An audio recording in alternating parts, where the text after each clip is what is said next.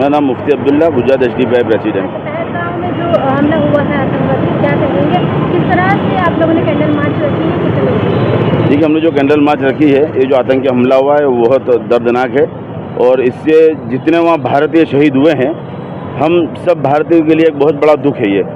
लिहाजा उसी दुख की घड़ी के अंदर हम सबके जितने लोग शहीद हुए उनके घर वालों के, उनके परिवार के साथ हैं और इसीलिए आज हमने यहाँ पे कैंडल मार्च रखा है उनके दुख में शरीक होने के लिए। जी, क्या डिमांड है? देखिए, डिमांड हमारी ये है कि ये जो हमला हुआ है इसके अंदर जो भी आतंकी हों वो किसी मज़हब के हों और आतंकी का कोई धर्म नहीं होता। लिहाजा पहली चीज़ तो इसमें ये है कि जिस तरीके से कल से देखा जा रहा है कि मीडिया पर और सोशल मीडिया पर दूसरे अकाउंट्स के ज़रिए और ख़ुद भारतीय जनता पार्टी के एक सोशल अकाउंट से भी एक ये इमेज डाली गई गिबली के ज़रिए कि धर्म पूछा जाती नहीं। तो इस तरीके से जो लोग भी राजनीति कर रहे हैं वो एक गलत चीज़ है और जो गोदी मीडिया जिस तरीके से इसको हिंदू मुस्लिम का मुद्दा बना रही है ये चीज़ भी गलत है। ये एक ऐसा अगर ऐसे मौके पर भी हम अगर एक भारतीय नहीं हो सकते तो लानत है और बहुत बुरी चीज़ है कि गोदी मीडिया जिसका काम उनके हाथ में एक ऐसा हथियार है गोदी मीडिया के हाथ में कि वो इंसाफ इसके ज़रिए ला सकते हैं, मुल्क के अंदर भाईचारा पैदा कर सकते हैं, लेकिन वही मीडिया अपना असल काम भूल कर वो एक इस तरीके का कारनामा अंजाम देगा। एक दुख की घड़ी के अंदर भी वो बजाय कि पूरे भारत को जोड़ने का काम करती वो तोड़ने का काम कर रही है। लेकिन अगर वहाँ की लोकल न्यूज़ देखी जाए तो लोकल में तो जब युग कहा जा रहा है कि धर्म पूछकर मारा गया है तो जो उसमें घुड़सवार शहीद हुआ है नासिर हुसैन तो वो तो मुसलमान था, क्या उसने कलमे का इनकार कर दिया था जो उसको मार दिया? तो धर्म के नाम पर कोई चीज़ नहीं है। एक आतंकी हमला उसको आतंकी निगाह से देखा जाए और जो भी आतंकी उसमें है उन आतंकियों को कड़ी से कड़ी सज़ा देनी जाए, जल्द से जल्द देनी जाए। हमारे गृह मंत्री से एक रिक्वेस्ट और अपील है कि जल्दी से जल्दी उनको सज़ा दे। और न्यूज़ तो यहाँ तक आई है कि वहाँ के लोगों ने मस्जिदें तक खोल दी, जो लोग यात्रा के लिए वहाँ गए हुए थे उनके लिए मुसलमानों ने मस्जिद खोली और वहाँ के लोग ये बता रहे हैं कि यहाँ पर जो हिंदू मुस्लिम का कोई मुद्दा ही नहीं है। जो मीडिया चला रही है वो कुछ अलग ही, पता नहीं मीडिया तो स्टोरी भी बना रही है, कलमा पढ़वाने की स्टोरी बनते, मतलब आतंकी के पास इतना टाइम था कि वो कलमा पढ़वाने के लिए कह रहा है कि कलमा पढ़ो। तो एक सारी चीज़ें जो करी जा रही है ये एक सोची समझी साजिश के साथ मीडिया कर रहा है और इस मीडिया से तो पब्लिक का विश्वास उठ गया है। तो लिहाजा गोदी मीडिया से खास रिक्वेस्ट है कि तुम बजाय ये कि मोहब्बत नहीं फैला सकते तो नफरत को फैलाने का काम भी मत करो और मुल्क में जो भाईचारा बना हुआ उसको बना रहने दो और मज़ीद उस आग के अंदर घी डालने वाला काम मत करो। और गृह मंत्री से गुजारिश है कि वो जल्द से जल्द कार्रवाई करे इस आतंकी हमले पर। क्या कहोगे आज इस प्रोटेस्ट को लेकर आप जो विरोध शोक के लिए खड़े हो कश्मीर में जो हमला हुआ है और SDPI इसको कैसे देखती है? देखिए, सबसे पहले तो social democratic party of India ने देश भर के अलग अलग राज्यों में और अलग अलग शहरों में आज जो कश्मीर में वारदात हुई है उसको लेकर पीसफुल तरीके से एक कैंडल मार्च का प्रोग्राम किया था, जिसके अंदर हज़ारों की संख्या में SDPI के लोग रोड पे उतर चुके हैं और हम जिन लोगों की शहादत हुई है उनके और उनके परिवार के साथ जिस तरीके से एक भारतीय होने के साथ खड़े हैं, क्योंकि उनके ऊपर जो हमला हुआ है वो ना हिंदू देख के ना मुसलमान देख के हुआ है, वो भारतीय थे इसलिए उन्हें मारा गया है। तो आज social democratic party of India ने अहमदाबाद के लाल दरवाजे में जो पीसफुल तरीके से कैंडल मार्च का प्रोग्राम किया था उसके लिए आज हम यहाँ जमा हुए हैं। तो आपका तो नारा है खौफ से आज़ादी दिलाने का, तो कश्मीर के पर्यटकों को खौफ से आज़ादी कब दिलाओ?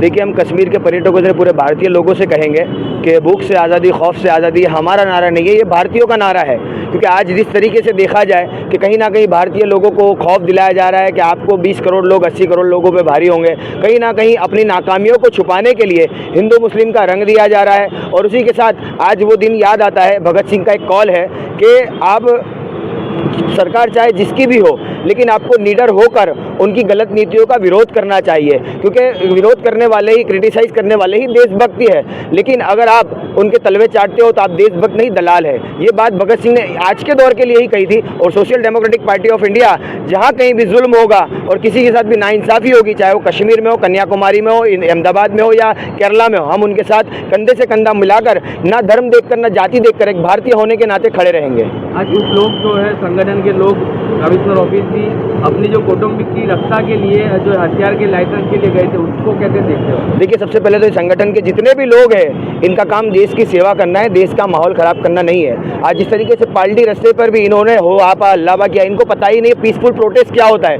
देशभक्ति क्या होती है, भाईचारा क्या होता है। इनका मकसद सिर्फ देश को आग में झोंकना है। क्योंकि शर्म की बात है कि आज कमिश्नर ऑफिस पे वो लोग हथियार का लाइसेंस लेने पहुंच चुके हैं, तो क्या कश्मीर अहमदाबाद में है? अगर इनको इतनी ही ताकत है, इतनी हिम्मत है, तो कश्मीर जाकर वो जो देशद्रोही है उनसे लड़े। अरे कश्मीर छोड़िए, आज चाइना ने 4000 से ज़्यादा हमारी ज़मीनें बचा ली है, 100 गांव बसा लिए। आप लोग कहाँ घुसे हुए? जाइए, हम देखते हैं आपके अंदर कितनी मर्दानगी है। याद रखिए, अगर इस देश के किसी भी इंसान के साथ नाइंसाफ़ी हुई तो social democratic party of India और जितने भी मुसलमान हैं सबसे पहली सफ में गोली खाने के लिए तैयार खड़े हैं, चाहे वो अबरार हो, इरशाद हो या मुफ्ती। ये इस हमले के बाद एजेंसी को कैसे देखते हैं कि देश की एजेंसी कितनी जो है सुरक्षा के दावे करती है, तो कैसे इसको देखते हो आप? देखिए, सबसे पहले तो देश के अंदर 1947 से लेकर 2014 तक जितने नागरिक, मेरा मानना है, वहाँ नहीं मरे हैं, उतने 2014 से लेकर 2024 के बीच में मर चुके हैं। चाहे वो कोरोना काल में 1 लाख से ज़्यादा लोग हो, चाहे वो वैक्सीन के रिएक्शन से मरने वाले हो, रेल दुर्घटना में मरने वाले हो, कुंभ में मरने वाले हो, पुलवामा में मरने वाले हो, कश्मीर में मरने वाले हो या दंगे में मरने वाले हो।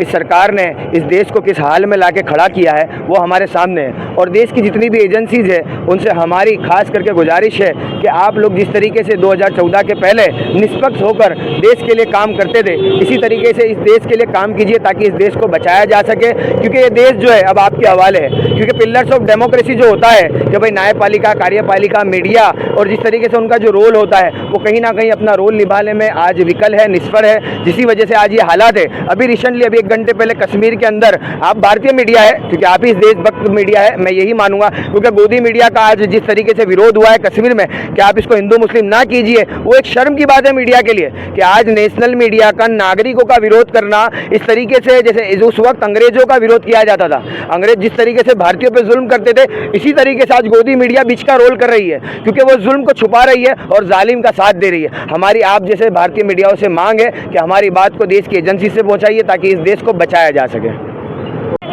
तरह से दुख का माहौल है, कैंडल मार्च किया जा रहा है, हर तंजीम की तरफ से सड़कों पर आए हैं, विरोध कर रहे हैं कैंडल मार्च को। बिल्कुल, जो घटना हुई है उसके लिए तो जितना दुख व्यक्त किया जाए कम है, और जिन लोगों ने ये हरकत की है, शरारत की है, उनकी जितनी मजम्मत की जाए वो भी कम है। उसके लिए अल्फाज नहीं हो सकते। हम लोग जो शहीद हुए हैं उनके लिए श्रद्धांजलि व्यक्त करने के लिए जमा हुए हैं और हमारी भरपूर उनके साथ हमदर्दी है, उनके गमों में शरीक है।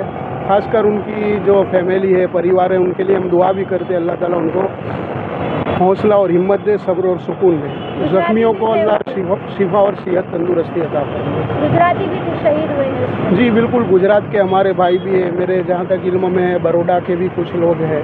हमारी हमदर्दियाँ, हमारी सहानुभूति उनके साथ है और हम उनके गमों में बिल्कुल शरीक है।